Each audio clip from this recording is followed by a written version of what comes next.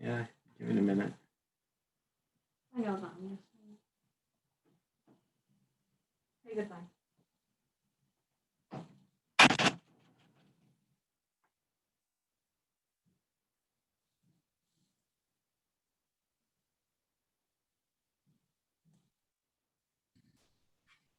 Hey, Lance. Hey, David. Hello. Hi there, Kathy. Hey. A few minutes for everybody to join, and then we'll then I'll undo my video.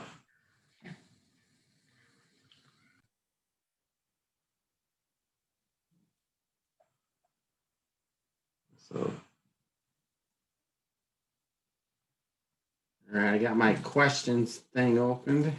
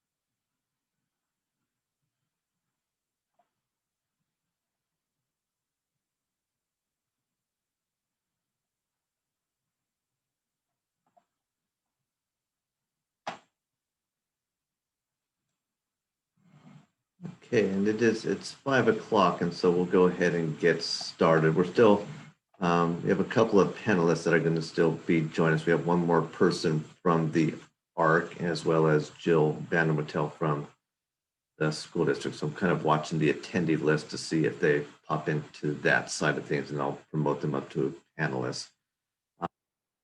So welcome, everybody. Thank you for joining our second special education town hall meeting where we're in closure for parents with kids with special needs. We'll go ahead and I'm going to promote. We have one more person I need to move over here.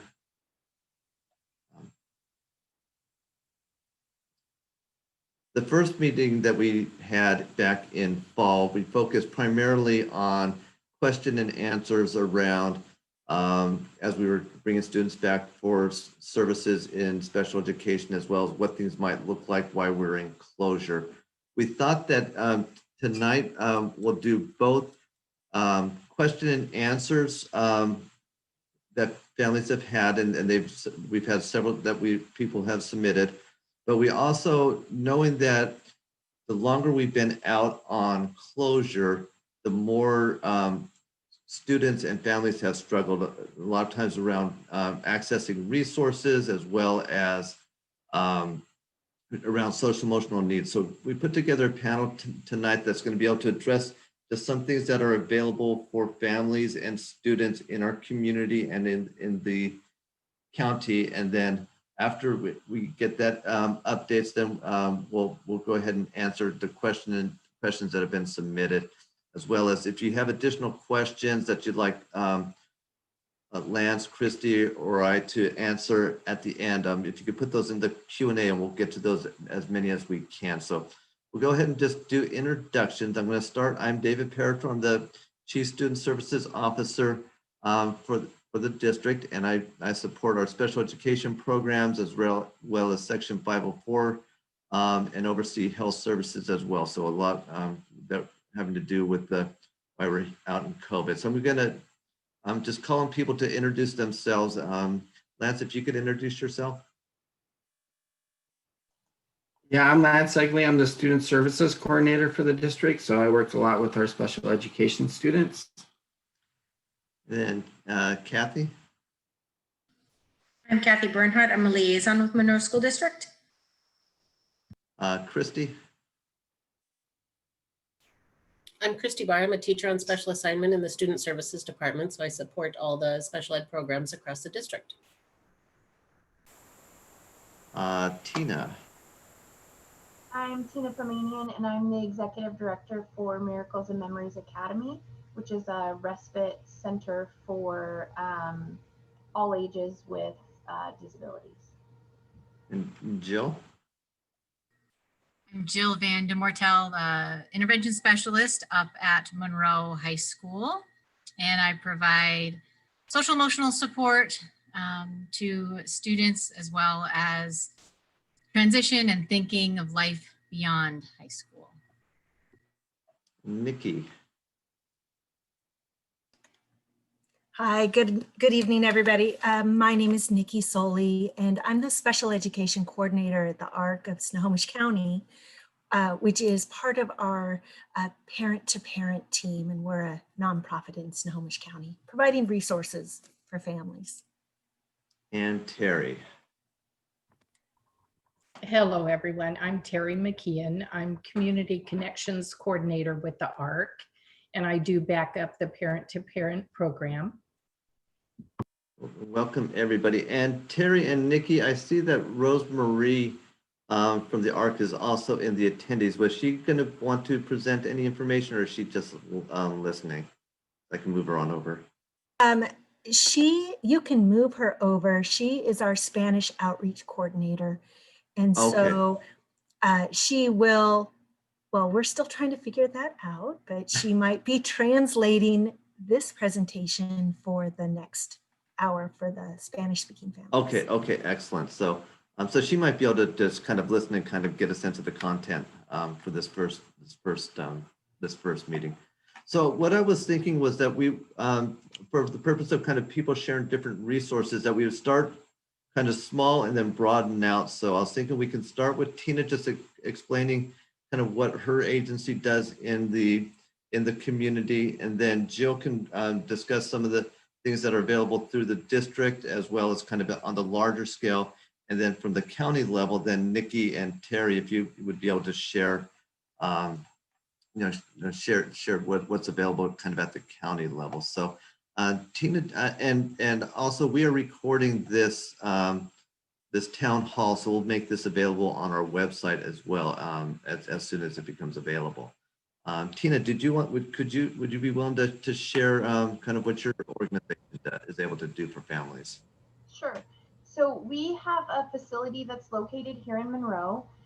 Prior to COVID, we were serving adults 21 and over who had aged out of the school district and needed engagement, support, respite, field trips, fun activities. When COVID hit and the schools were shut down, there became a huge number of families who needed childcare support with their students accessing their education. And because their children had special needs, they couldn't just go to a regular daycare program or a YMCA or maybe the Boys and Girls Club. Some of our participants have struggle with loud noises or too many kids or just lots of different things that don't make those environments successful for these students. And so we are able to provide the supervision, the school support, basically whatever the families need. We've partnered with the school, and we do work with different teachers in the district to help support their programs. We have some of the kids from transition that come over to our building for maybe it's employment services or learning or cooking classes, just different things that the district needs support with, and we're happy to do that. We are licensed through the state to accept respite payments through DDA. We can work with families on sliding scale. We are trying to partner with the Monroe Schools Foundation to help families get scholarships to access some of our programs when they aren't able to pay for it. And Tina, if people were wanting to access your services, how would they get a hold of you? So our phone number is 360-805-8858. Our email address is miraclesandmemoriesacademy.org. And if you go to the website, you can click on, get more info, or specifically email me from the website, whatever's easiest. Yeah, and just having had many conversations with Tina, I just know that it's a good resource, and it's right. It's really accessible for our families. So thank you, Tina, for being here and kind of making that available to our families. Jill, do you want to kind of go over the resources that you have? And I think you have. I'll make sure I'll make it so that you can share the screen as well. So Sure, thank you.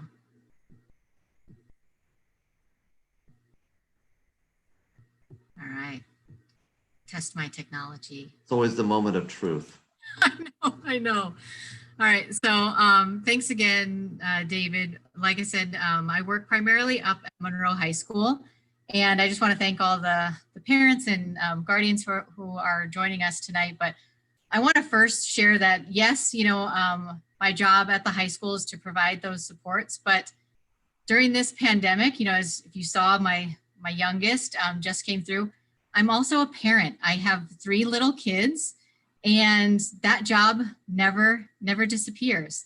And I want to say to all the parents and guardians and grandparents out there that are teaming with teachers and with us during this time, that I so appreciate you, because it takes that team effort.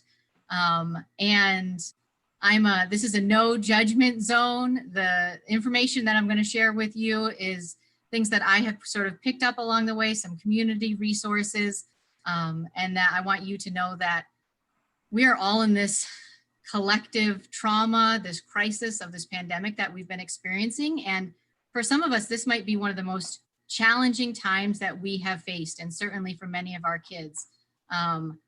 Just a year ago, if you would have told me that I would be working, from home and having, 3 little kids doing that sort of work, I couldn't fathom it. So I just want to kind of put that out there, that I appreciate parents coming and joining along with us, and that we're all here to take care of one another. So one of the resources that I wanted to share out is a homework help for older students, so 6 through 12. And it's available at one of our local churches here in town. So this is not an endorsement or anything like that. I just simply want to share out community resources that are available to some students. So it's Friday afternoons, homework help. Because it is affiliated with one of our churches, there is time to do some religious work. Let's see if I can. The YMCA also has their school-aged childcare, and one of the teen center helpers is a former MHS graduate. And so if you go to the YMCA website, you'll see it's primarily geared towards elementary or middle school age, but they do have high school age students that are accessing that. So please just reach out to Jennifer, reach out to anybody at the high school. We can help to connect you up with that as a potential resource for students, whether it's to have a good place to study, have sort of a sense of some community, you know, as schools are not open right now. So that's just a resource here in town. And then this fall and spring, we rolled out a social emotional learning section of our MHS website. And so as it's something new, I just wanted to make sure that families are aware of this.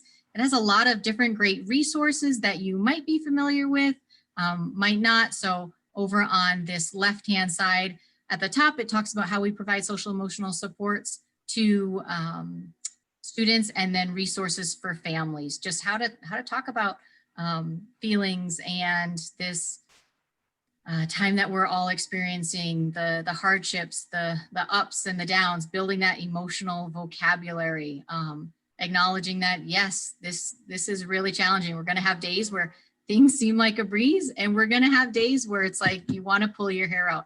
And as a parent, I am right there with you. I have many of those days. There's probably been more tears shed in my house, or that I'm in, you know, meetings with families and Zooms, and it is real.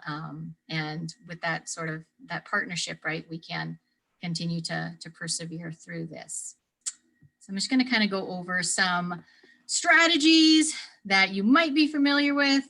They're always a good reminder to myself, even as I'm feeling like some days where I'm just feeling like I might, you know, not be operating at my best as a parent. But some of the social emotional strategies for not only adults, but for kids, one of the big tools, and we oftentimes don't think of it necessarily as a tool, but it's just managing our affect, right? We all have our moods, our emotion that we're experiencing, but how we project that, how we show that, whether it's at work or with our own, you know, kids, that externalization of the emotions, the verbal cues, right? The nonverbal cues. My kids always are like, are you mad? Because I'll have a mad face on, right? And my mad face looks like my thinking face. And so I have to do a job all the time. I'm like, no, I'm just thinking, right? I'm not mad at you in this moment, but as a parent, I have to be really aware of that, because my kids are 8, 6, and my youngest will be 5 in about 2 weeks. They're always asking me like, well, are you mad? Because you look mad, right? So I have to be aware of that affect. Like, what am I showing my kids? And just that awareness. So that's actually a strategy, is just managing our affect, how we're portraying ourselves. Another one that I like, and I call it chill out. You can call it any, you know, word that you want, but using ice, using really cold water. So stimulating our brains and our emotions to kind of take the elevated emotions that might be up here. Maybe it's anger, frustration, that sort of boiling point, right? We want to counteract that with really cold water. It could be a glass of ice, sitting in a quiet space, just pausing, stopping for a moment, drinking that glass of ice cold water. It could be holding an ice cube in your hand. I always tell kids, I'm like, don't do that over any, you know, like paper that you might be working on an assignment with, or over your laptop. Make sure that if it's going to start, you know, dripping, that you've got a towel, or you can do that somewhere else.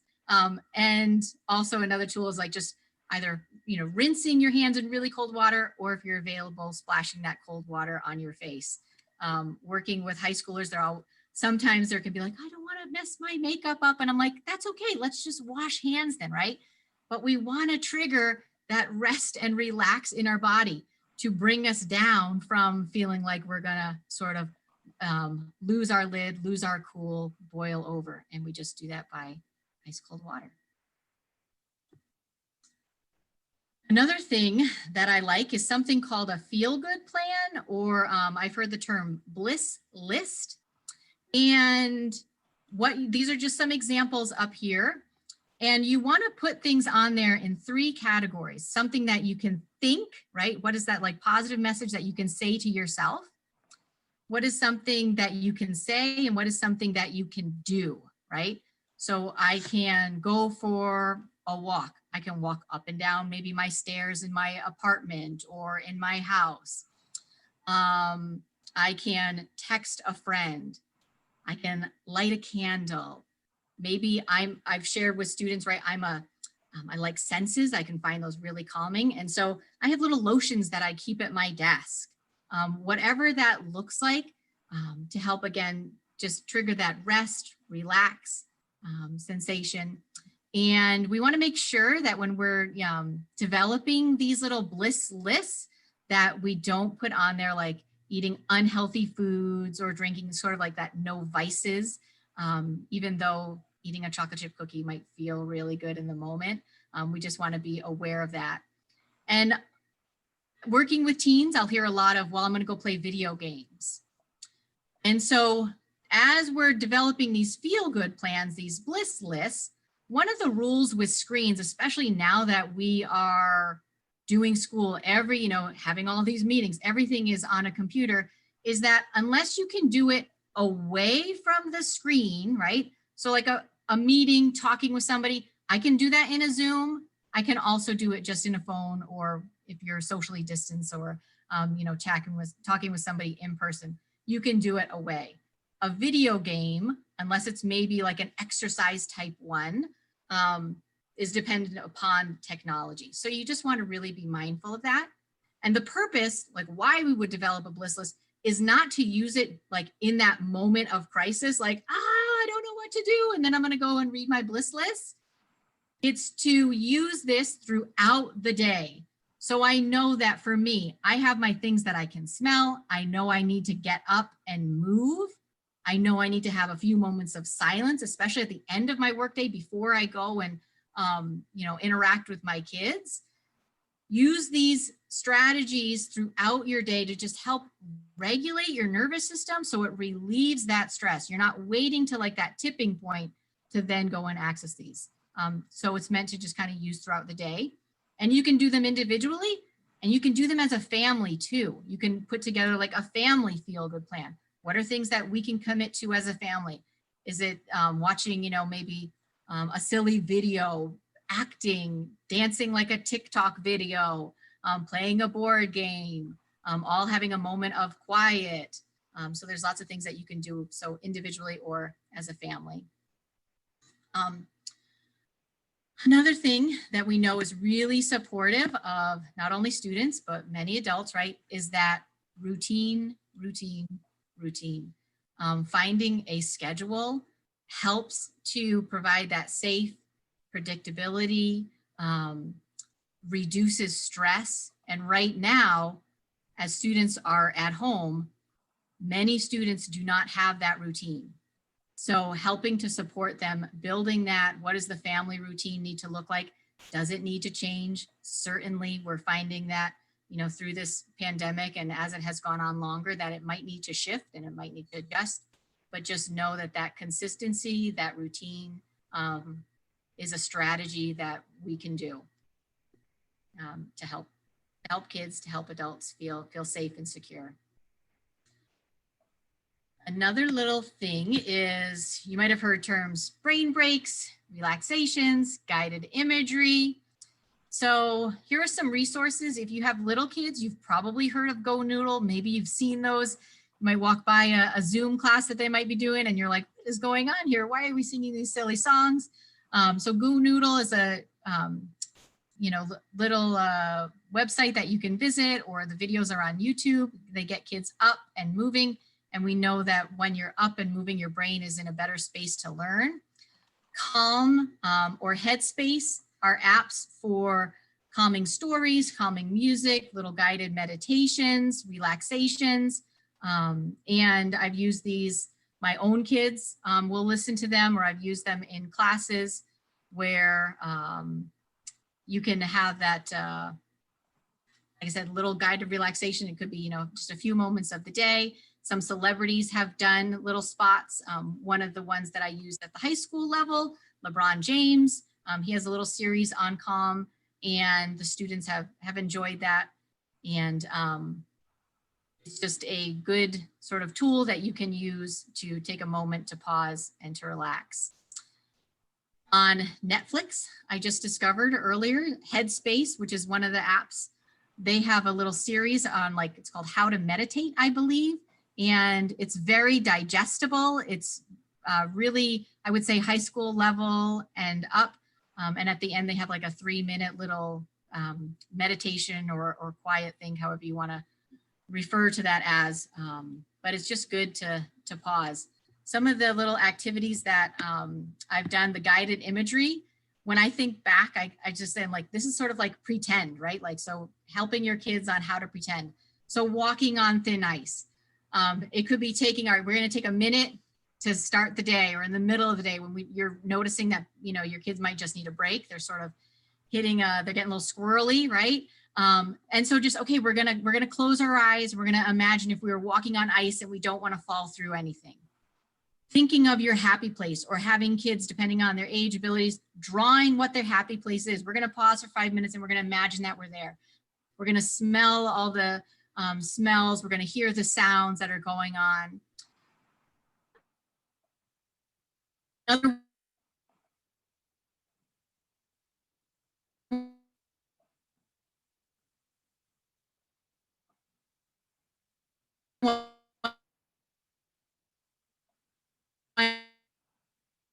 You're freezing there a little bit, Jill.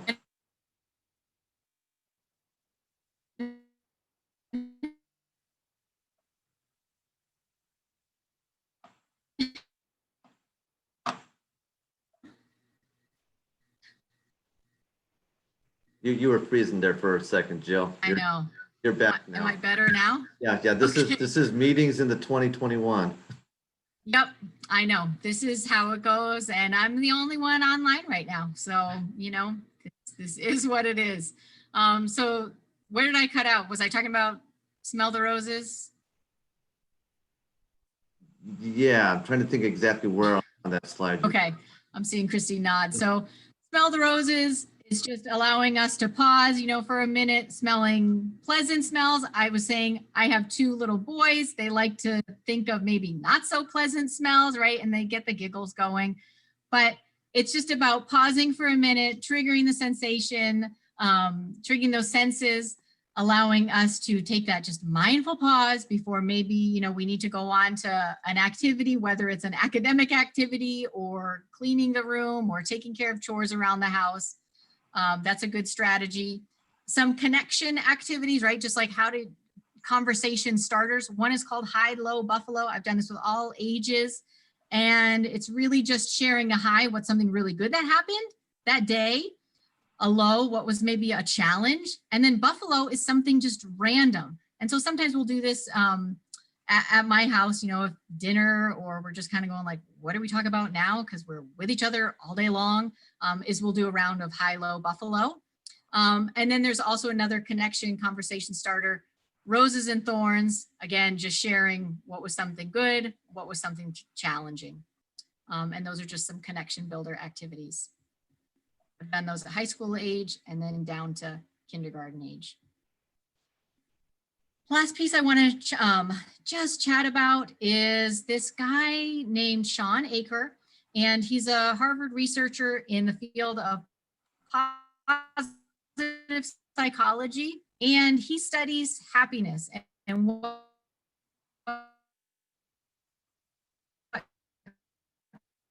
contributes to overall well-being. And he comes at it from an angle of a story of depression and anxiety and the tools, the techniques that can do that scientists research about that. And so here are 5, and it's part of the family. And I've done these at school. The skill of is extremely important in combating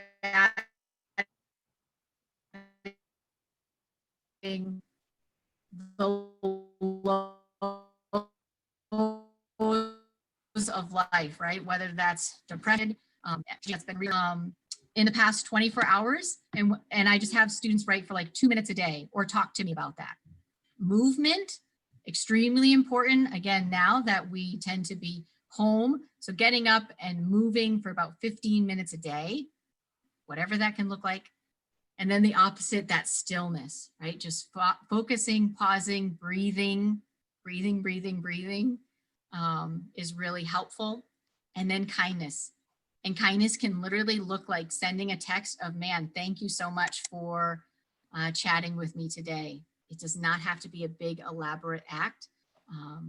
Picking up somebody's clothes that were on the floor, but just those strategies, if we do them over about 21 days, where we want to see about 3 weeks worth, studies show that it has an improvement in our overall mental health and well-being. And right now, I think many of us, if you're like me at all, we need to have those reminders of what we can do, because there are days when things go well and days when things certainly might not go so well. So those are just some strategies that I had. That's it, David. Well, thanks so much. And we were answering a few questions as we were going. One question came from one of the people in the one of the attendees was wondering if you'd be willing to share your slide deck online that I can post to our website. You're totally welcome to do that. Mm-hmm. Okay, excellent. So I just wanted to add. And then also had a question. It was while you were breaking up a little bit. Was asking about one of the research. I'm not sure if somebody must have answered that in the last piece of research. There was a question and it disappeared. So I'm not sure if somebody answered it. Let me see. Oh, it was I answered it, and it's on the last slide. It has the for your happiness thing, the researcher for that. I posted that. Okay, so yes, so that was answered. So yes, so all those were all really great resources. Wanted to just mention one other resource for our district before we move on to the ARC. We know a lot of students and families are struggling social emotionally and with mental illness at times, and with with that sometimes coming with corresponding substance abuse. If you have a child that is struggling right now in any of those areas, or if you know of other students that are struggling in those areas, the district does have a behavior health team that you can reach out to and connect. The best person to connect with at your schools would be the school counselors, and then they are able to work and do some follow-up with you and possibly some home visits. So that is something that we really know that right now during this time of closure has been a really significant impact on all of our students and families. So that support is there. It's not uncommon if your children are experiencing any difficulties. So we want to make sure that we're getting support out to families and getting that wraparound support, for that. Wanted to pass the time on. Time goes quickly in an hour, so and just moving on to our friends from the ARC of Snohomish County.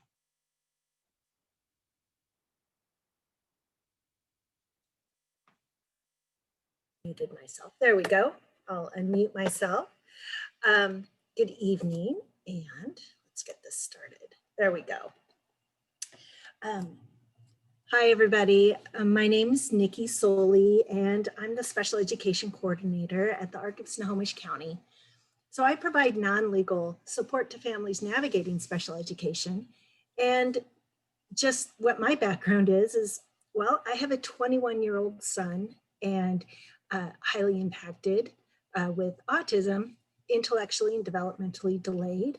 And so he's now out of his transition programming. So I've spent the last few years preparing and getting ready and him for navigating the adult services world. But I also have an 18-year-old daughter with some medical issues, but she's now up at Western. And I have a 12-year-old son. He's in 7th grade. Comparatively, my neurotypical son, but he's not quite.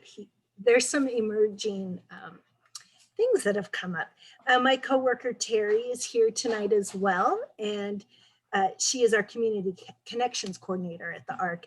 And basically, we're part of the parent-to-parent programming, connecting families with each other, because we've found that through connection, we can learn so much from each other. The ARC is a nonprofit organization providing grassroots parent-to-parent support to families.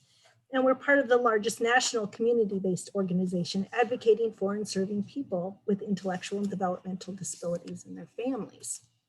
Some of the programming at the ARC that we have is support-based, connecting people to each other, providing direction to families. So they're not direct services, we're not therapists, but finding the help that families might need. But we also encourage leadership in your community and advocating on behalf, and even if you have the time, even participating in advocacy days at the state level.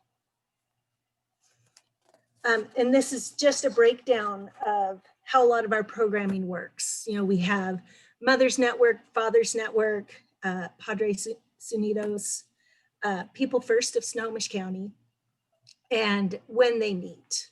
So this morning we just had a coffee and conversation. It's second Tuesday. Tomorrow, Sip, Share, and Connect. And we have, what did I do? Oh, upcoming, I'm sorry, technology is still a little crazy for me. And this is just a brief overview of even our upcoming events. So we try to do a mix of different ways of connecting, but also we like to bring in guest speakers so families can really learn. So our adult caregiver group, they're bringing in someone for special needs trust and estate planning.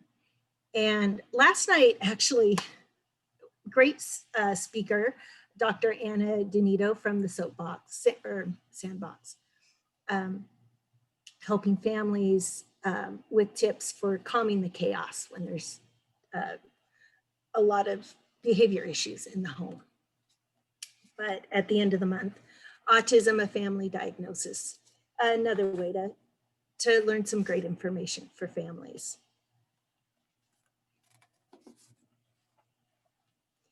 And there's different ways to get involved. I can, at some point, provide my email address, and Terry can provide hers. We have we issue a monthly calendar of events. You can call us, you can email us. We're here, we work part-time, we're parents. And so we're also helping our own kids in school. But one of the big things that we always like to encourage families who are navigating, because Washington, there isn't, the person who manages care for our loved ones is the parent. And so a lot of times we're always feeling overwhelmed and trying to figure out, how do we do that? We like to encourage families to write things down and have a vision for you and for your son or daughter. You know, you're signing up for services, you have therapies, and you're the one that sees how it all fits together to achieve those life goals for you and for your son or daughter. And so this is a nice visual for families to really figure out where their resources are and how they can all fit together to achieve a goal or problem solve. And this is just an example because we recognize that you can't just depend on eligibility specific services like DDA or SSI. There's a whole network that we need to draw in to really achieve that full and inclusive life for the individual. This is the one that I used a lot the last few years as I helped my older son transition to adult services. And this is a 4-page document found at Informing Families.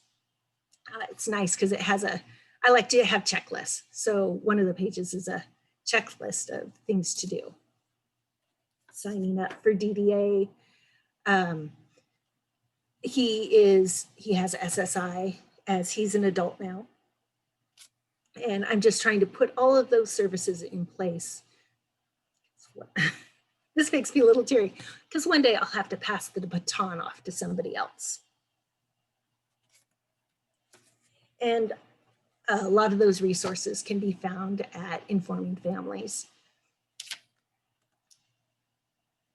But really what we also need to talk about, and where my role comes in at the ARC as Special Education Coordinator, is navigating and how a parent can do that, and how I can help a school staff help a parent.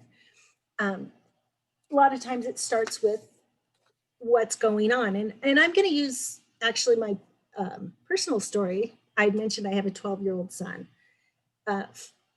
who appears neurotypical, but he has anxiety.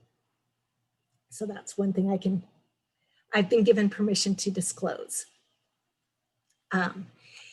And it was coming up because he was starting to miss school. So that attendance and truancy issue that can come up. And we really want to make sure that kids don't miss a lot of school. And so I would have conversations with the counselor, and I did seek medical treatment for my son with, so he was not on an IEP or a 504, but now, and that's sometimes with parents, either your son or daughter is already on an IEP 504 and there's something that comes up, or you might pursue first the medical issue and then coordinate with the school so that academics can be addressed. And OEO, the Office of Education Ombuds, is a great resource to explain some of these terms and how to address these educational issues through an IEP or 504. So, and it starts with a referral. And again, if you're talking about a mental health care concern, maybe you've started with your doctor. Or maybe you see the educational issue, so you're going to start with your school. But at the very end, you're going to have both the school and the medical profession, and you're all going to be working together as a team. There's a timeline, and so it starts, the parent can refer, the teacher can refer, a medical professional can refer into the special education process. And then a determination is decided, do we evaluate or do we not evaluate? And again, that takes time. And once the evaluation is done, the team will sit down and discuss the results. And from that, determine if an IEP is appropriate for the student, or if the needs can also be addressed with a 504.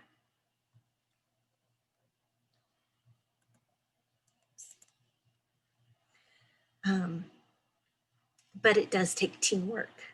Everybody working together and bringing their professional skills to the table. And a lot of times parents do feel lost in this process because for them, it's so new. For a lot of the professionals at the table, they've been doing this day after day, year after year. So I like to remind parents, and that's also why I start with thinking about the vision for the future, because that is what you're bringing to the table. So you can start to discuss how all of the different services and pieces might fit together.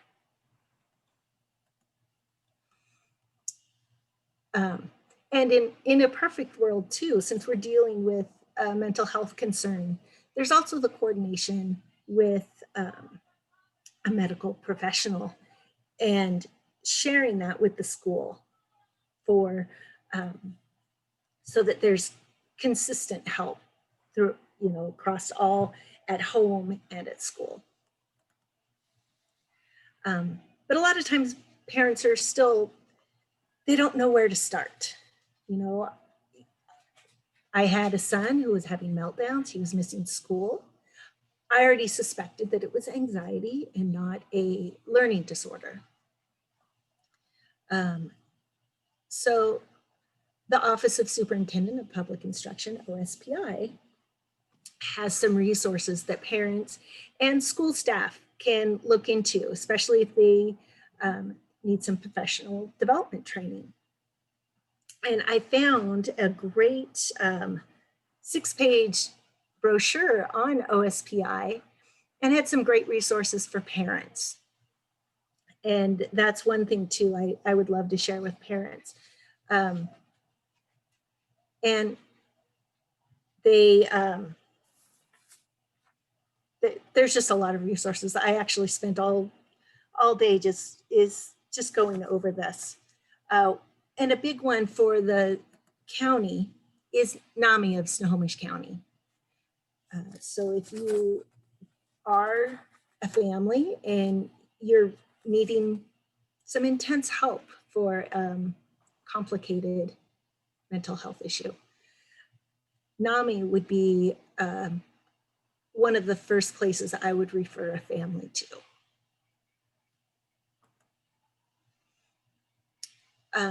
There's also, some parents are just still looking for a therapist or a doctor. They don't even know where to go. Well, it's not necessarily with Seattle Children's, but it's the Washington's Mental Health Referral Service. And they can help a parent connect to medical health professional based on insurance and location. This was a resource that I'd found on that guide. This is a webinar for both school staff as well as parents for training, because a lot of times the tips that parents need, you know, how to de-escalate a situation or encourage their son or daughter with whatever it is, that's not something that's natural. We ourselves need to learn how to do that. And so that's where a lot of these webinars come in for parents to learn.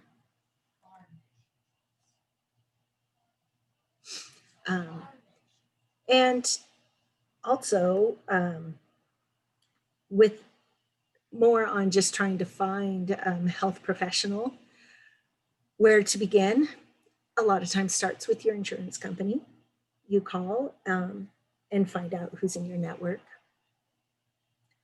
And so that's why I was just providing this screenshot with some phone numbers and where you start. And I think someone else had mentioned too about having a helpline for substance abuse, problem gambling, and mental health. So I was just providing again the phone number for that for families.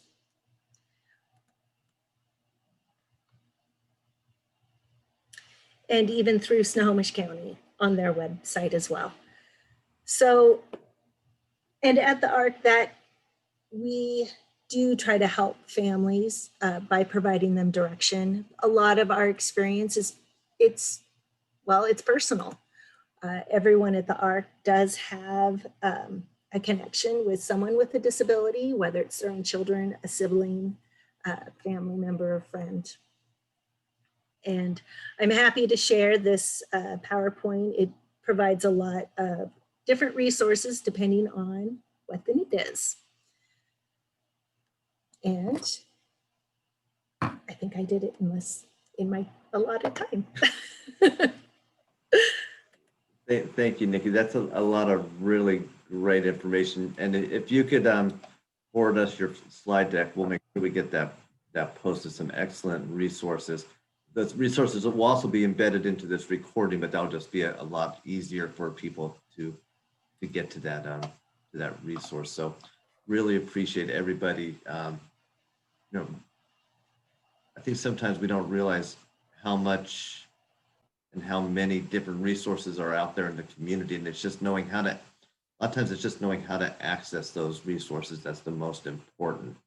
So I'd like to spend just kind of our last, we had set about a little more than 10 minutes, just kind of go over some of the questions that people posted from the, just through the Google Doc that was out there. Had a few questions around our different processes with health services and how often do we adjust our COVID protocols.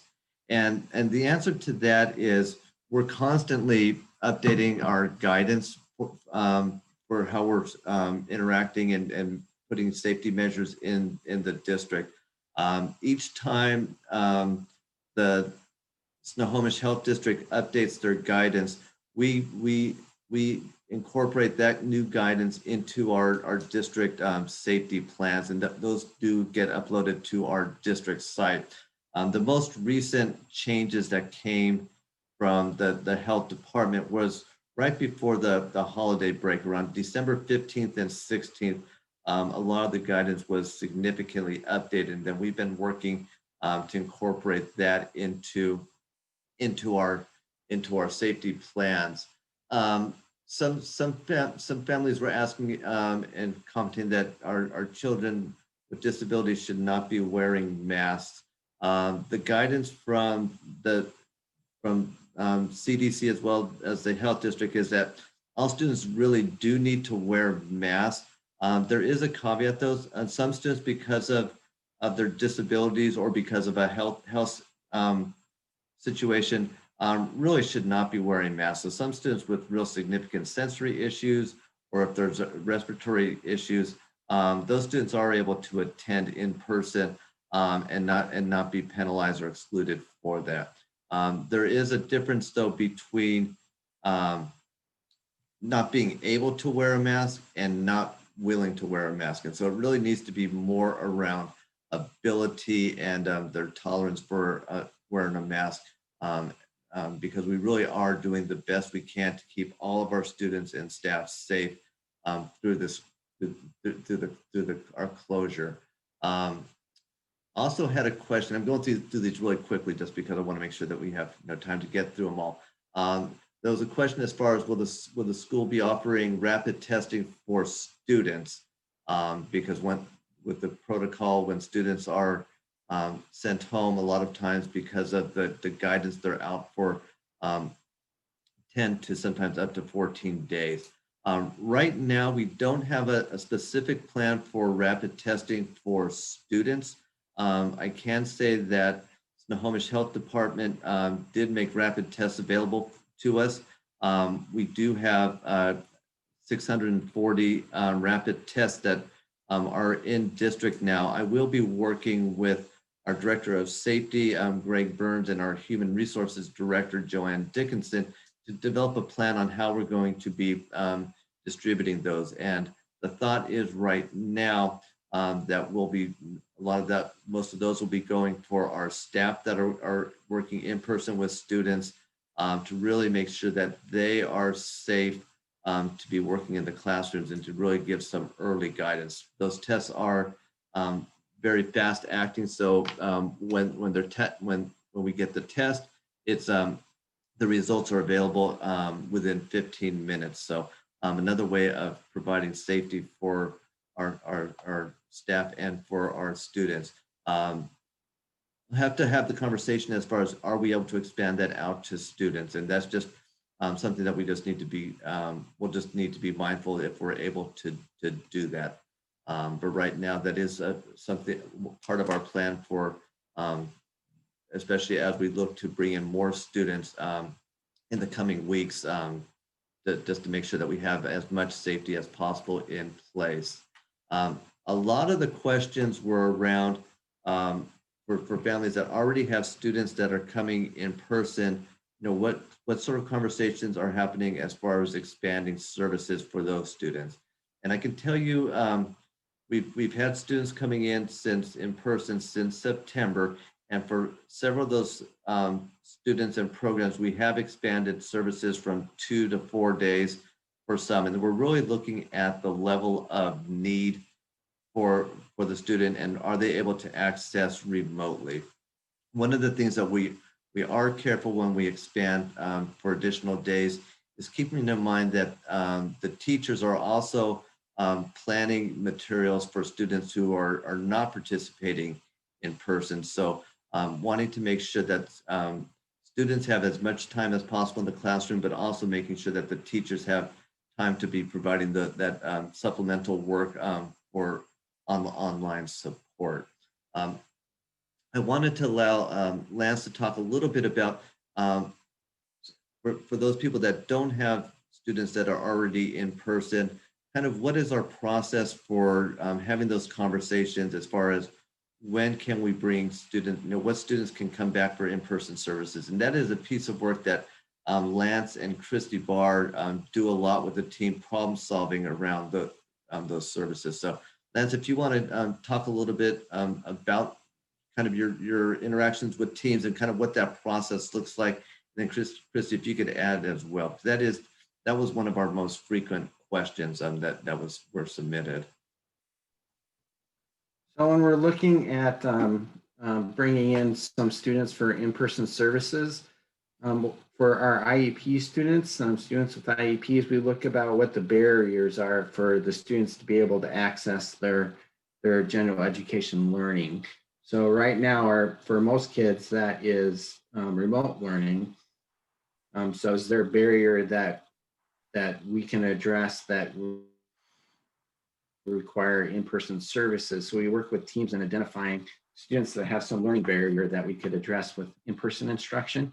And so we work with those teams and make recommendations about students that we might need to provide some additional in-person services so they can access their general education and instruction.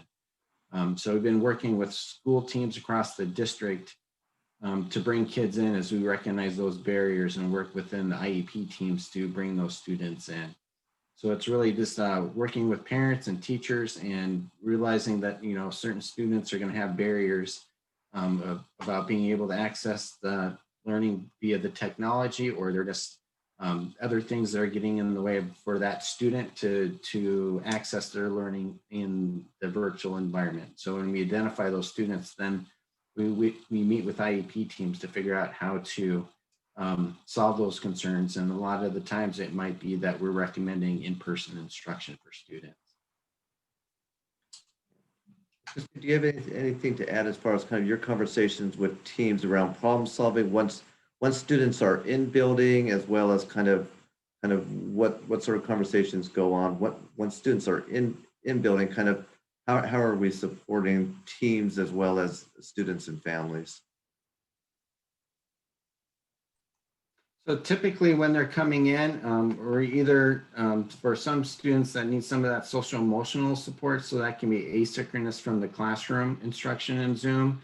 But a lot of the time it's just helping them access their gen ed instruction through their Zooms and getting them logged in and helping them problem solve how to navigate the digital world with that. And then for some of our other students, like in our SLC programs, is giving that individualized instruction that they need, so they can make progress on their IEP goals. So it's kind of highly dependent on what the students' needs are and what they're coming in for about how we're providing services for those students. Thanks, Lance. And Christy, anything to add there? Because I know you do a lot of support for the teachers on a day in, day out basis.